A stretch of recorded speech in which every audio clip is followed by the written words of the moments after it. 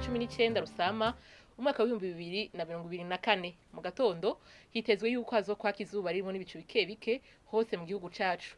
Azoba hakanye gusumba handi azoba ari mu ntara ya Kayanza, ibipimo by'ubushuhe vyaho bizaba bigera kuri °C14.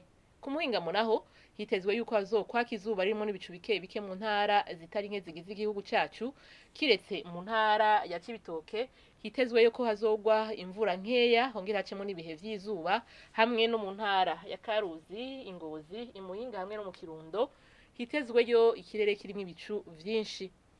Ahazoba hashushe gusumba handi azoba ari mu ntara ya Cibitoke hamwe n'i Bujumbura, ibipimo by'ubushuhe vyaho bizoba bigera kuri °C30.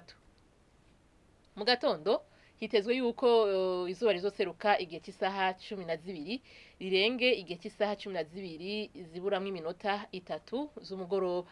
Nuko rero ni hana makuru ategekanye ikirere cyo kuri uyu w'Imana garukiye. Mwakoze mwese kuyakurikira naho utaha.